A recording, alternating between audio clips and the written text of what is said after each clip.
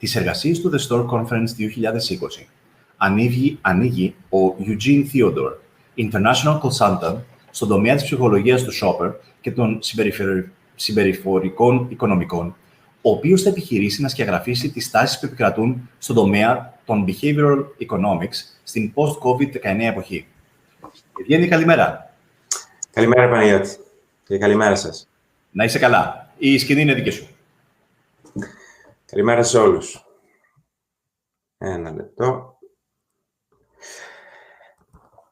Είμαστε ευχαριστημένοι που είσαστε μαζί μας σήμερα. Γιώργο, άμα μπορείς να μου παίξεις το πρώτο βίντεο.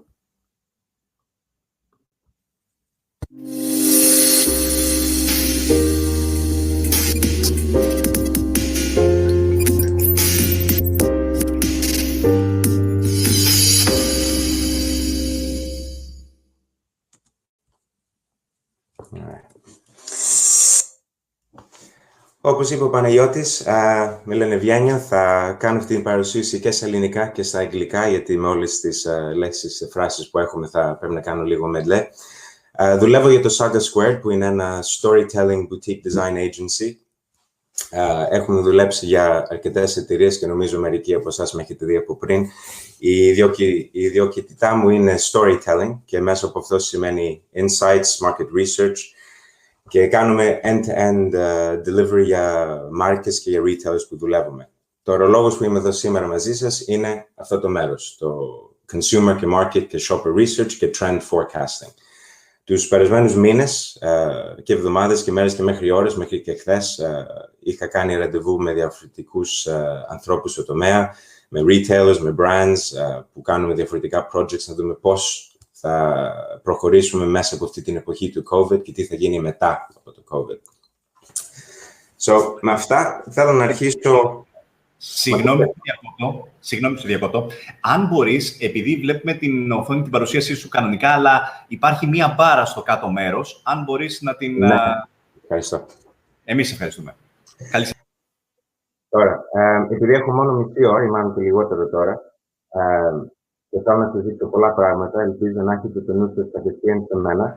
Μην το πάρετε αυτό σαν webinar που το βάζετε, ξέρεις, in the background και θα πάτε να δείτε θα σε δώσω το πλοίο στην Α, γιατί έχω πολλά πράγματα να σας δείξω και πολλά πράγματα που θα θέλετε μάλλον να με ρωτήσετε μετά. Με αυτό αρχίζουμε.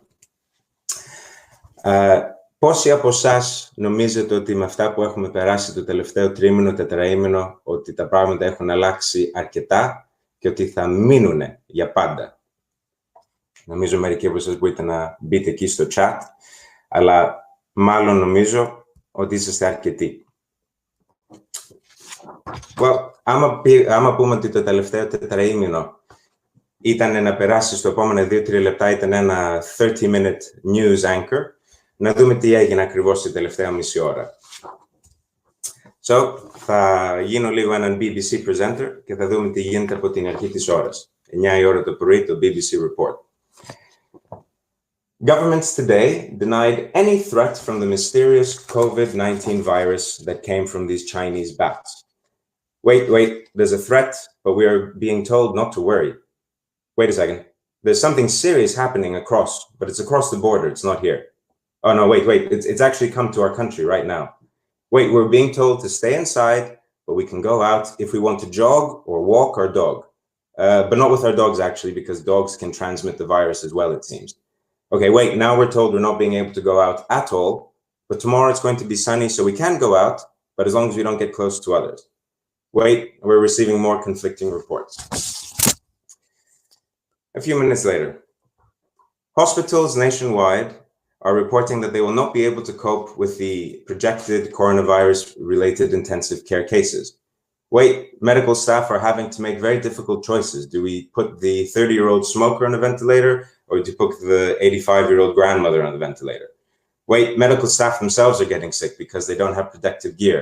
Someone forgot to order it. Oh, and anyway, even if they could order it, it's coming from China, and China has closed everything down. Wait, 50% of nursing home residents are also dying. Wait a second, a 12-year-old just died, and he had no pre-existing conditions. That's not really supposed to happen. Oh, great. Now we have the economy. International markets are seeing some of the biggest losses in the last 10 to 30 years, while national unemployment rates are reaching those of the Great Depression or even the First World War. People need to continue working in order to make money, in order for them to stay at home. Wait, the poorest people are being hit the worst by this pandemic. Okay, companies like EasyJet and Walt Disney are paying their investors in dividends, but they're not paying their staff. Okay, the entire hospitality and travel industry has basically just shut down and is going bankrupt. Good news. Well, with that, let's turn to the lighter side of news, some nice social stories. Wait, but this isn't really that nice.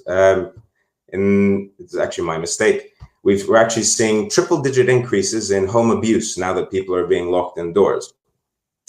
We're also seeing that many parts of society, women, well, basically all parts of women, minorities, religious groups, they're all actually continuing to be mistreated by governments, by society, by their employers.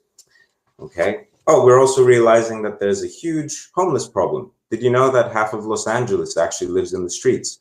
And what about those tens and millions of migrant Indian workers who, because they've been told to go home, they're migrating all over India trying to find their village while spreading the virus? Oh, and I know we only have 1 more minute left of this report, but it seems that racism is still alive and well. Society is breaking down. We're having all these race riots as we find out that the institutions which are here to protect us are actually probably not. And with that, we leave you with our 30-minute report. Well, you know what they say, there's no news like bad news. And I'm sure many of you in the last 3 months, on top of all this lovely amount of news that's been coming through your radios and your TVs and your phones, you've probably come across many articles or many news items like this, right? Coronavirus will change how we eat, how we shop, how we do fitness, where we go on vacation. A lot of these predictive and sensationalist articles or ideas, talks, and all the rest of it.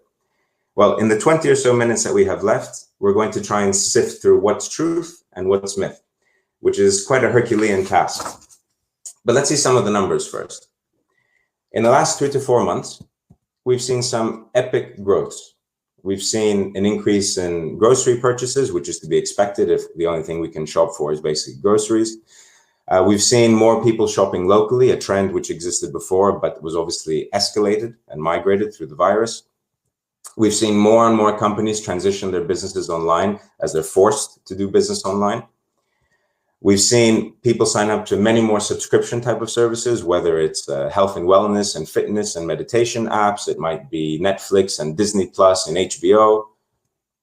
We've seen more and more people using voice search, whether it's the Amazon Echo or Siri or other competitive products. And of course, we've seen a huge spike in people buying things through their phones. It could just be because when you're a parent and you're locked at home and the only time you can do anything is on your phone while the kids are screaming, then of course that's the tool that you will use. Now, these are lovely growth numbers and they've been touted by experts and companies because we basically haven't seen numbers grow this big since Sony launched its Pokemon Go game a few years ago. And then we even have some of the big consultancy firms like Ernst & Young and Kantar, McKinsey, Bain. They're all doing their research and they're creating all these lovely consumer and shopper segments. How much money are people trying to save versus spend? How many of them will shift their spending habits? On what will they shift their habits on? The point here is, however, as some of these trends continue to come out, we see things like the death of cash, right? I'm sure all of you heard because of the virus, people were only accepting credit cards or Apple Pay, Samsung Pay. We already knew that stores were closing, right? I mean, the death of stores has been something that's been predicted for the last 10 years, but COVID is that final nail in their coffin. All stores will close down because since we're all forced to do things online, and of course we can do things online, then online will be the way forward. And what's the point of having any real estate? So I could stop here. This is the majority of what some of you probably already seen or some of you already guessed at and hinted at. After 3 to 6 months, even as Ernst & Young has said, we will all be post-COVID hibernation spenders, which means, we'll save some money, but we'll spend some more. It'll all be online. And, we don't ever need to have cash anymore. We don't ever need to go to a store anymore. Everything can just be delivered by the post, by DHL, by everyone, and we'll all be okay. But I have to say, after hundreds of hours, and I do mean hundreds of hours of reviewing data, talking to clients, talking to industry experts, I can say one thing without a single doubt in my mind, something which I hope provokes every single one of you here today. Nothing will change. And I will say that again, nothing will change. All these predictive figures and models that I've shown you, that you've seen yourselves, they're based off of asking consumers who don't know what they want and never knew what they wanted, what they think they will do in the future based off of what they did in the past. Considering that only 5% of our decisions are made rationally, and about 95% of our decisions are made emotionally, instinctively, and subconsciously, all these models, all these predictions are null and void. And you don't have to take it from me. We can go back 50 years to an expert himself. I don't know if any of you recognize him. You might recognize one of the most famous campaigns in advertising, the launch of the Volkswagen Beetle in the US, the Think Small campaign. Well, this gentleman is an advertising copywriter. His name is Bill Bernach. And one of his lesser known but very important sayings was this: it took millions of years for man's instincts to develop. It will take millions more for them to vary. That means even to change this much, we need a much longer cycle than 3 to 6 months. Even though the entire globe has been affected by one singular event, they've been affected in different ways. They've been controlled in different ways. We have different cultures, different religions, different ways of dealing with things. It's not enough for everything to suddenly change as quickly as everyone seems to be predicting it will. But what I will say is that COVID has acted as an accelerant.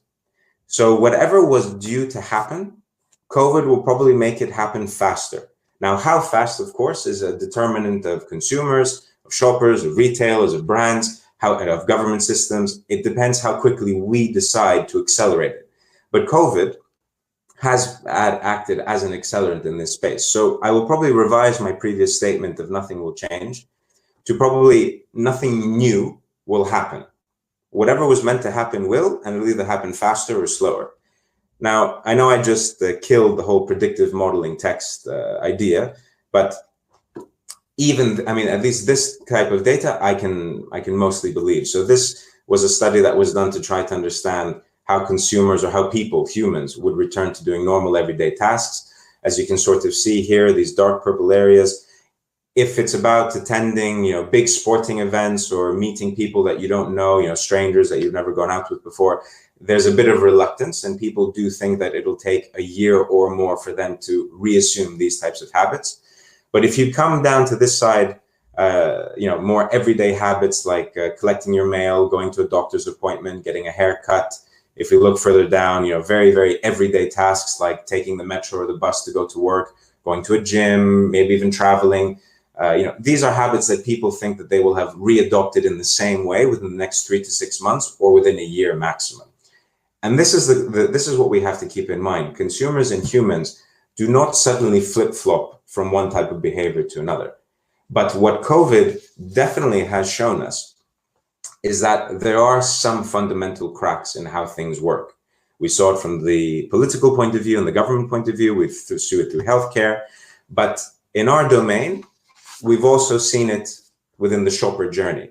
COVID has identified some huge gaps in this journey, gaps which consumers were either not able to identify themselves before, they didn't have the time, they didn't have the energy, but now that they were stuck at home for several weeks and months at a time, they naturally noticed what was working and what was not working.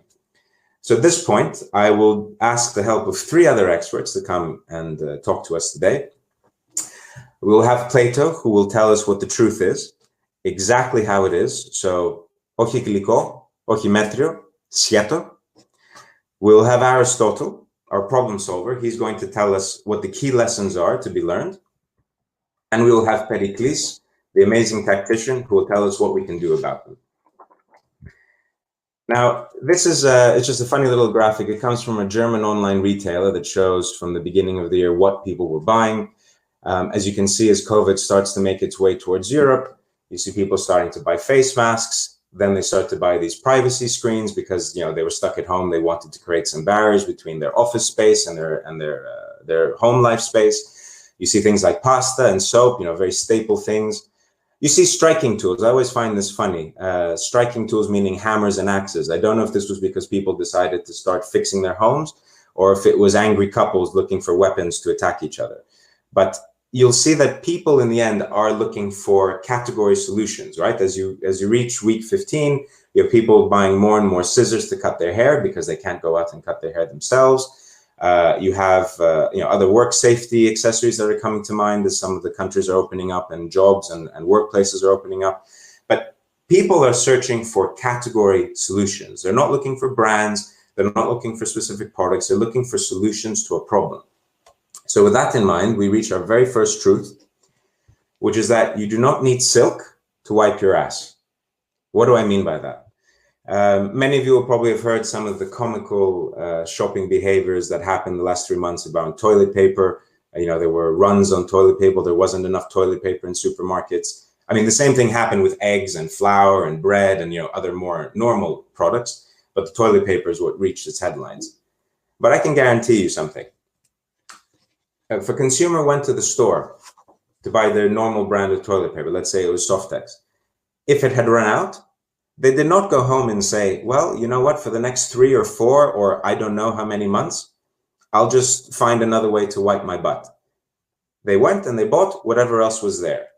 If Delias wasn't there, they bought the Vasilopoulos private label. If that wasn't there, okay, then maybe they were forced, they went home and they used newspaper. But the point is, people were looking for a solution. And whatever was available, they got. Whatever they could find, they bought. If they couldn't find it, they found another solution. So what is the lesson here? If you want to be bought, you need to be easy, you need to be visible, you need to be available. Now, when I did a huge shop right before confinement came here to Switzerland, I went to France over the border because things are cheaper. When I got to the store shelves, I saw, actually even in this photo you see here, that's the right category. I saw the shelf with pasta, rice, tomato sauces, pestos, all these ready to make staple goods. The shelves were empty. I mean, completely empty. The thing is, that store, it's a huge supermarket, a Carrefour supermarket. It has a section of the store which has ethnic food. So there's an aisle for Greek food. There's an aisle for Spanish food. There's an aisle for German food. There's an aisle for American food. But the thing is, French supermarket shoppers never shop in the ethnic food, or at least in that store, they never really shopped in that ethnic food aisle. It was only the foreigners like me who would go to try and find Greek food, or if you were an American, you went to find American food. The French never went to that part of the store. So that part of the store was full. I could find Italian pasta. I could find Greek cheese. I could find German sausages. The French had completely bypassed that entire part of the store because it wasn't in their habit to shop there. So even though they were running around panic buying, they missed the very items that they needed because they weren't visible, they weren't easy to find, even though they were available. Another quick story. There's some of you might know this sports store called Decathlon. As we were coming out of confinement here in Switzerland, lots of people said, right, well, let's go and let's get some bicycles and let's get some tents and sporting gear. Let's finally be able to go outside. I thought it was the right moment as well to go and buy a bicycle. So I go to Decathlon in store. I queue up for an hour just to go inside. And I find out that the bike that I finally wanted was out of stock. That's okay. I asked them to order it in. They say, well, we can order it to your home. It'll take 5 days. Okay, that's fine. But it's 15% of the price of the bike to ship it to you. Okay, fine. I'm about to pay. And they say, oh, by the way, do you want to buy these 2 bike tools that you need to put the bike together? Because when we ship it to your home, it doesn't come as 1 piece. It comes as 10 pieces and you have to build it yourself. Okay, how much are the tools? Oh, the tools are 20% of the price of the bike. Yeah, at that point, I crossed the street. So these are the tools. I crossed the street and I went to Jumbo.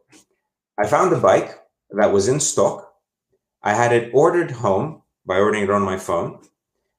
They threw in the tools complimentary and I had the bike in 2 days. And I was in and out of the store, even though I had to queue and all the rest of it, but I was in and out of the store in 15 minutes. When you have these gaping types of issues in your shopper journey, the split between online and in-store, I was in the Decathlon store trying to order a product that they had. The warehouse was just behind the store, but if I ordered it from the warehouse, it would take 20 days to ship to my home rather than them just bringing it in store. When you have these types of gaps in the shopper journey, these types of disconnects, as we see here, if you have any form of obstacles these days, it was already bad enough from the consumer's point of view that they had to jump through these hoops, pay surcharges just because you felt like it. But COVID exposed the fact that if I didn't have time to stand an hour online just to find out that you couldn't bring the product in, if I didn't have time, or if I didn't want to expose myself because I didn't want to expose my grandparents, my children, whatever, to the virus, just to find out that you were going to jerk me around, then I'm just not going to shop at you anymore. And to be fair, I'm probably never going to go to a Decathlon again because the customer service doesn't work. The way they handle an inventory doesn't work. Their after sales doesn't work. So you know what? I'd rather have two Jumbos than a Jumbo and a Decathlon. And I'd rather have Jumbo employ the people of Decathlon and train them in the excellent customer service and customer management and inventory management processes that they have than have two competitors, one of whom doesn't work. So this is when we get to the things that you can do. You know, our first intervention, hopefully you've gathered some of the ideas from the examples I've given you. If I, the consumer, don't know you, you have to think, where are you advertising? How are you building awareness? Are you using the right channels and the right media? If your offer is nothing special, either you improve it or you kill it. Consumers no longer have the patience to buy something that's not going to work, that's going to break, that needs to be returned, especially with all the complex return and after service policies that many companies have. So just get it right from the beginning. If I cannot find or access you super easily, is your website, is your brand Googleable? Does your pack stand out on shelf? If you're in another part of the store, can you tell me that you're in another part of the store? Because I might not normally shop in that part of the store. If you're a retailer, are you easy to access by foot, or if I'm in a wheelchair? Are you easy to access by bus, by car? Can I park somewhere nearby? Are you within 10 minutes, or do I need to get in the car and drive all the way to the industrial estate near the airport just to be able to shop at you? What is, if there's not enough information, you know, text, photos, reviews online, what is your content management doing all day? What are your teams doing all day? I went online the other day to buy an electrical appliance, and the only thing it had was the name of the brand and a photo, and a very blurry photo. There were no dimensions. There were no product reviews. There were no instructions which the brand itself has provided to the retailer, but the retailer hasn't uploaded online. If your price is too high or offers bad value, are you seriously going to charge me, you know, like Decathlon, were you seriously going to charge me 20% of the price of the bike for tools that I needed to build the bike? Are you kidding me? Tools which cost you 3 cents in China. If your buying and delivery options are laughably outdated, like Decathlon's were, you know, during this time, grocers were being asked to help people at risk, except that when people at risk, who were usually of a certain age, they finally managed to go online, they weren't able to buy the products that they wanted because they were being given delivery slots 3 weeks from now. These things just don't match up. You cannot be a retailer that says you're here to serve your shoppers, and in a time where they desperately need something from you, you take a month to get it to them, right? These things are just illogical. They just don't match. And then lastly, as I've said several times in this presentation, you know, if your after sale services are basically shit, maybe you should just do everyone a favor and close up. It's 2020. These are problems which should have been solved by now. These are problems which we should not be talking in webinars anymore about. The fact that your online and your offline don't connect, the fact that inventory management is still a problem, that delivery management is still a problem, the fact that pricing and value equations are still a problem. These are the fundamentals of business. And what COVID has shown to consumers is that companies, whether they're brands, whether they're retailers, whether they're services, they don't know how to do good business. And consumers are, as a result, like I have, they're choosing where to give their business to. I'm just going to very quickly focus on these two interventions just to give you some practical examples. You know, as we said, if you want to make things easy and accessible, this is not it. Now, we were forced to shop this way for a certain number of weeks and months, but once these restrictions lift, this should not be how it should be going forward. Now, you've all heard of probably, you know, the Amazon Go store. You know, you walk in, you grab something off the shelf, you walk out. It's still an experiment, and many retailers and brands are still a long way away from being able to implement this.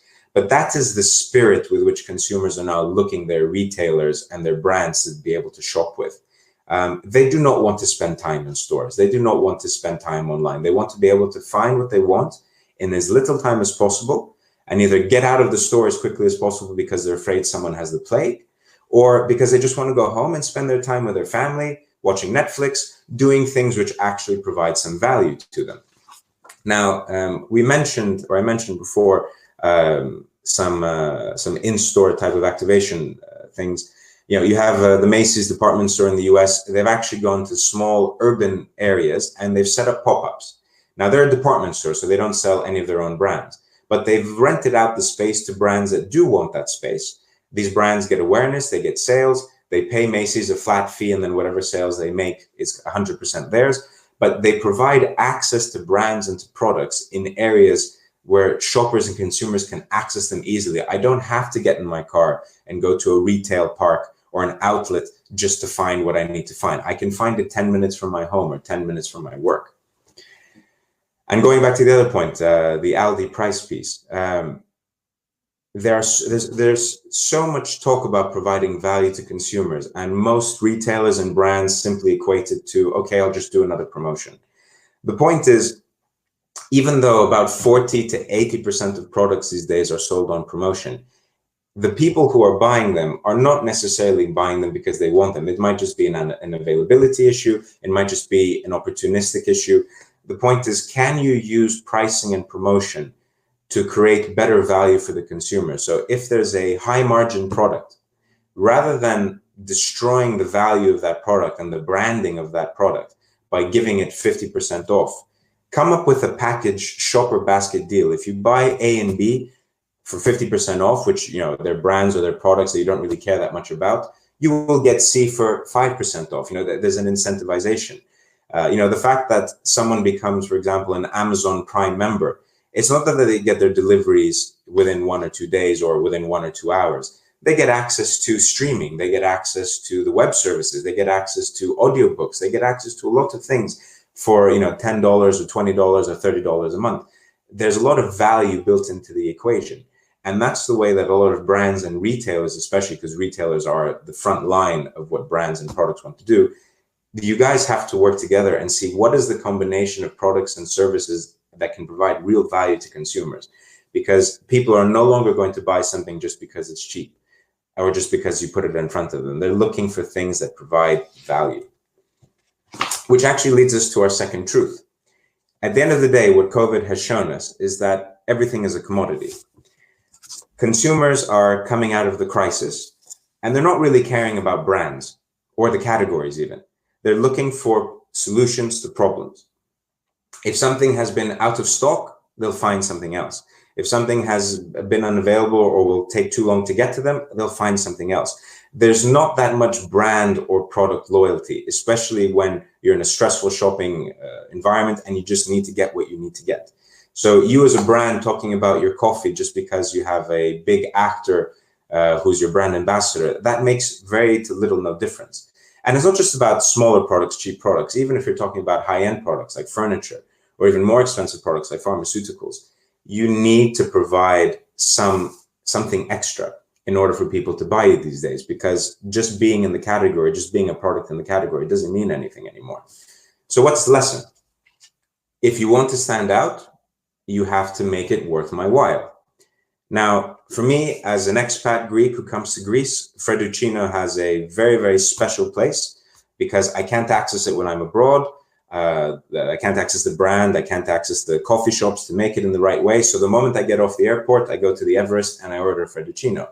But for a local Greek, you guys can access Fredduccino any day, any time of day, any place in Greece. You probably go for other products, other coffee products, other brands of products, Coffee Island and all the rest of them, simply because it's something different. The Fredduccino is your baseline. So if I'm Fredduccino, I need to find something extra to stand out. If I'm, the pharmaceutical company, I still don't understand what the value is between a branded pharmaceutical company and a generic. Is it just because it has its brand nicely lasered on the pill?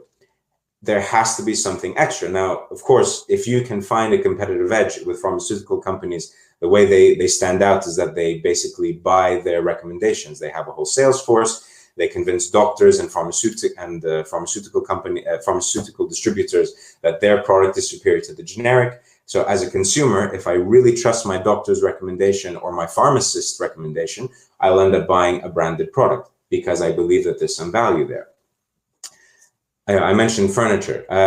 This is not actually the same picture. These are two different brands creating the same type of, this Danish design chair. But to be fair, they're almost exactly the same other than a few screws. So if I was a furniture maker, I really need to explain why my 500 euro chair is better than the 50 euro chair I can probably buy at Aldi, the knockoff.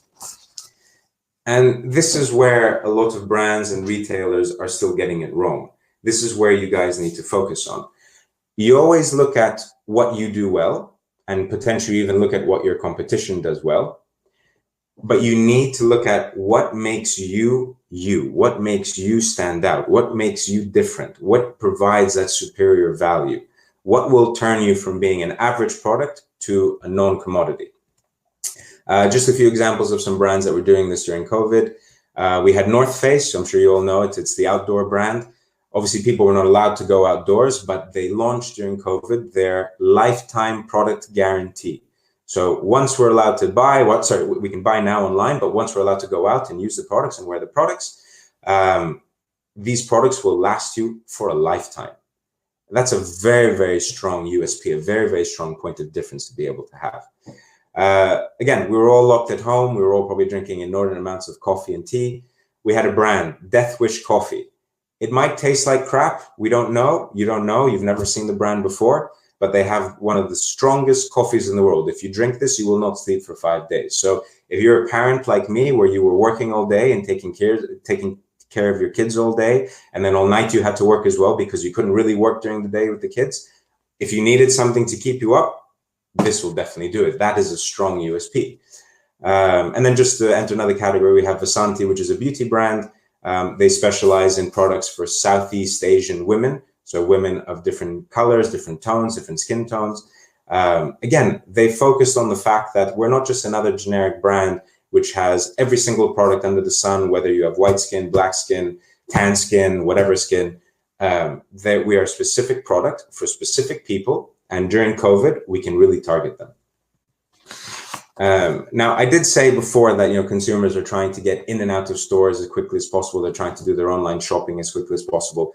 But if, as a retailer or as a brand, you can provide value at that point of sale, consumers will stop, whether it's through personalization, whether it's through experience.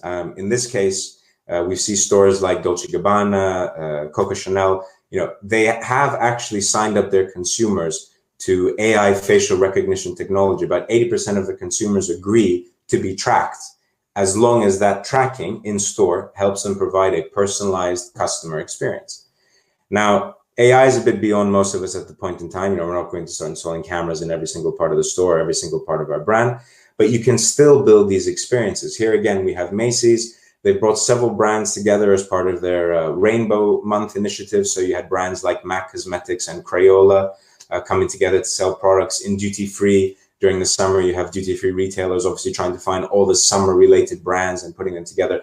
It's about curating an experience that consumers will stop and look, and it provides value because you're bringing all the problems that they have in a particular space. You're bringing all the solutions in one space to solve it. You have other brands like Home Depot in the US, which is a do-it-yourself company. They provide teaching lessons, both for kids and for adults. So don't chop your hand off with the chainsaw you just bought. Learn how to use it. You have companies like Canada Goose who sell, 600-700 euro winter jackets. When you walk into their store, they actually have an ice room, which is negative 20 degrees Celsius. And you walk in with your toasty jacket and you're completely fine. It's the ultimate proof of concept. You have Sephora, which in many countries has started rolling out. This is their flagship store in Madrid. They've started rolling out smart mirrors. So you can try out different cosmetics, or you can pick out rather the cosmetics that you're looking for. And it can map it onto your face or onto your hands or whatever. And you can see what these things will look like live, rather than buying and investing 60 euros in an eyeshadow and then going home and realizing it doesn't work. But you remember this slide from the beginning, right? How society is still sort of breaking down, and that's not really going to change unless there's sort of a mass movement. The thing is, because of these issues, consumers are turning more and more to the brands and the companies, the retailers that they interact with on a daily basis for guidance, for vision. They're looking to us to take the lead and show them and show humanity what we should be doing. Because governments are obviously not doing it, politicians are obviously not doing it. But this has been the brand's world's response. I don't know how many of you saw an advert like this and said, well, you know, I don't know, the government doesn't know what it's doing, but obviously KitKat does. So if KitKat is telling me I need to do social distancing, I will. Or if Audi is telling me I should do social distancing, I will. And then you have, you know, some of these more sad but comical attempts, you know, Nike, which has spent 80 years of its existence building the just do it idea and just campaign, is finally telling people not to do things. It's completely off brand. It's completely off its persona. Yes, okay, it's topical, but it's actually detrimental to the brand. We need to basically come to this last point, which is every entity, whether it's a brand, a company, a retailer, whatever it is, every entity out there has a soul, just like we do. Now, most of us might not know what it is, and most of us might not want to admit what it is. But consumers are looking for brands, retailers, companies, etc., which have that soul, which have that vision, which have a mission and a goal, and something that they can identify with. Now, during COVID, we saw some, let's say, some bad examples. We saw brands doing all these social encompassing adverts. You know, we're here for you. We're all in it together. You had General Motors in the US. You had Audi. You had Indeed, the recruitment firm. Yeah, okay. I mean, but there's a disconnect. What does it mean if a car company tells me that it's here for me? I can't go out I can't do anything outside anyway. I'm locked at home. You had then even worse examples. You had examples like, you know, EasyJet, which 5 days before it received the bailout from the UK government, it paid out, I think, $1.5 billion in dividends to shareholders. Here there were consumers who their flights were canceled. They were being told they would not get a refund. They would get a voucher instead. And in the meantime, EasyJet had gone around and paid, you know, all that money to shareholders. These are things which are huge disconnects for consumers, and consumers are actually what might have been a nuisance before. They're actually sitting up now and taking notice and saying this is unacceptable. Now, on the positive side, because I don't want to be all doom and gloom, you've had many brands also doing what I would call the right thing, sort of extenuating their purpose, bringing their purpose to life. In the UK, you have the grocery store Morrison's, whose point of difference is about feeding the nation. That's always been their purpose. But obviously, at the time of COVID, you had people at risk. You had people who couldn't go shopping. So they put together special basic boxes, which were immediately shipped to people at risk. They didn't have to wait 3 weeks for them. Those people were given priority delivery slots over you and me, where, you know, you and me, we could wait a week to buy our pasta. You had brands like Lego who uploaded years and years of videos of how-to tutorials because they realized that parents would be stuck at home and they had to find ways to entertain their kids, 12 hours of entertainment every day. So they uploaded tutorials and they created websites for parents to learn how to use Legos to build all kinds of amazing things. There's Chipotle, which is a fast food brand, which is about bringing people together. They actually started sponsoring Zoom conferences for their customers. Anyone who felt lonely, anyone who felt that they were isolated. And they were bringing comedians and they were bringing other interesting people and curators and moderators to these Zoom conferences so that people could feel that they had someone to talk to. These are examples of brands that have used the purpose they've had. They've made it relevant during a crisis, but they're doing something good and consumers are responding in kind. The sales for all these, for the 3 examples, even the 6 examples here, they've skyrocketed versus their competitors because they've made a point of difference. And that point of difference hasn't been financial. It has actually been something emotional, something which connects with consumers and with shoppers. So the main lesson which I'll leave you with today is whatever you believe in, follow it through to the end. And if you don't believe in anything, or if you believe in the wrong thing, then please just keep it to yourselves. Do not try and force fit a solution to a pandemic or a solution to something that's topical onto your brand. It just won't work, and consumers will see it for the fake that it is, right? Fake news. I'm assuming most of you know which brand this is, just through the visual, right? It's Ben & Jerry's, who do all kinds of collaborations with all kinds of brands. Part of Ben & Jerry's DNA is social activism. So for years, they've been talking about climate change. They've been demonstrating, they've been sponsoring, they've been at G20 summits.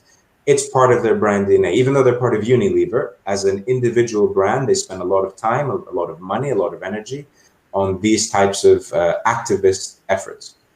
When COVID first came out, they were one of the first ones to start tweeting and writing about the refugee situations across Europe, across Africa, across the Middle East, how COVID is affecting refugees.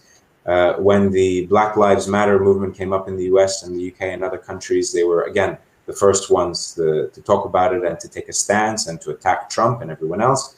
But even more so than that, they recreated products, they launched new products to coincide with what their brand vision is. And yes, of course, you could say, well, okay, they're trying to make some money by selling a chocolate chip ice cream that's about something topical, but they have the equity to do this. They've been doing this for the last 10 years. It wasn't just a response to, hey, something bad or something good's happening, let's just create a special edition about it. This is part of who they are. This is part of their DNA.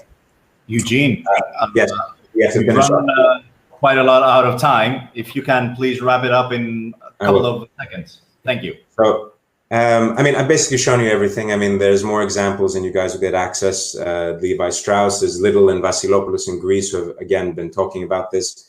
But if I leave you with anything, and probably this is the most important intervention of all, develop what your purpose is, develop what your mission is, make sure it lines up with what you want to do. Make sure you're willing to do it. If you're not, then forget about it. That's fine. I will leave you just with this last example. I think it was a few days ago. There was the story in Rhodes about the young little girl who fainted in a bakery store. If I was a hotel company in Greece, if I was a grocer in Greece, if I was a brand, a biscuit brand in Greece, this would be something that I would capitalize on if it was part of my DNA, if I'm trying to feed people, if I'm trying to be hospitable to people, if I'm trying to put people together. These are things which I would take on myself. And I would say, as a Greek brand or as a brand operating in Greece, these are things we don't want to see in our society. These are things which I want to take a stance against. And I would get involved in my community. And it's not about charity. It's not about spending 20% of your money on charity and all the rest of it. It's about doing things and connecting with your consumers, because they then will return that effort by becoming loyal shoppers. So again, if I leave you with your 3 lessons, be easy, be available, be visible, make yourself stand out in the right way. And in order to do it in the right way, you have to believe in something and you have to follow it through. So with that, I was going to play you a small COVID washing your hands video, but you get the idea. So I thank you everyone for listening. Again, apologies for running over, but it's been great talking to you. I'll be later in the panel if you have any questions, and thank you very much. We thank you very much, Eugene, and we'll see you later on during the panel. Thank you.